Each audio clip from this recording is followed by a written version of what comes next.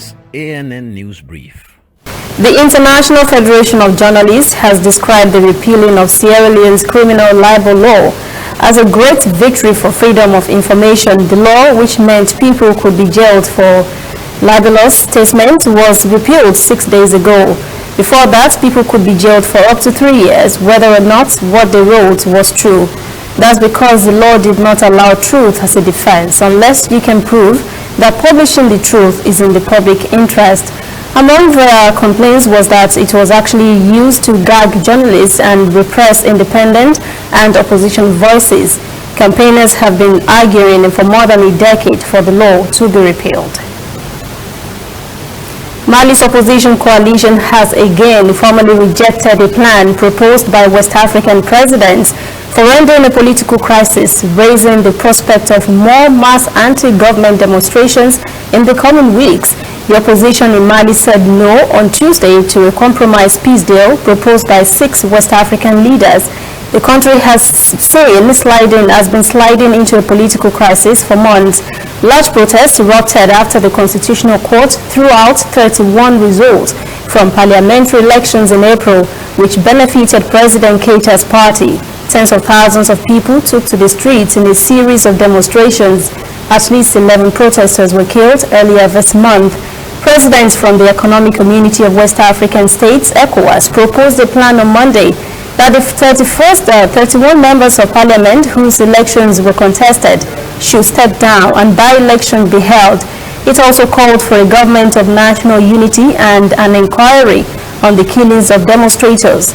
The opposition group M5 RFP said in a statement the conclusions of the Heads of State Summit do not take into account the depth and gravity of social-political crisis that has Mali's future hanging in the balance. The plan stopped short of the opposition party's main demand that President Ibrahim Boubacar Keita must resign. We'll be right back. We are on the road every day, canvassing throughout Africa for news you really need. We follow the story everywhere, from every corner of Nigeria to the wide African expanse. We bring you what's making headlines. We connect you with news you can use. ANN, African News Network, in a truly African spirit.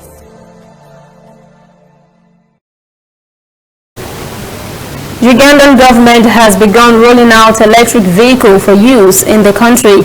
The Civil Aviation Authority has embraced Kayola buses to transport staff for 8 months. Authorities say the buses will provide solutions to Uganda's road transport industry. Kayola bus is fully electric and is designed for urban mass transportation. The Director General, Auto Manufacturer Kira Motors Corporation, accepted to pilot the EVS low-floor electric bus with Uganda Civil Aviation Authority by transporting staff from Kampala to the airport. Once fully charged, the bus, with a seating capacity of 90 passengers, has a range of up to 300 kilometers, which covers the Entebbe-Kampala route. 20th July up to 11th September this year. From the feedback received so far from the users, and especially our staff, and what we have witnessed ourselves this morning when we are riding from head office to the airport, our buses are a welcome addition that will provide some solutions to Uganda's road transport industry, and especially so when it is a bus being made in Uganda, our own bus.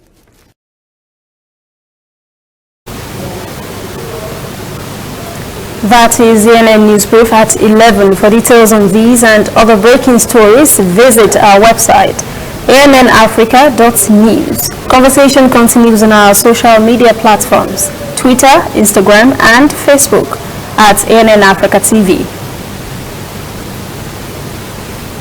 I'm Lucy Adeyemi.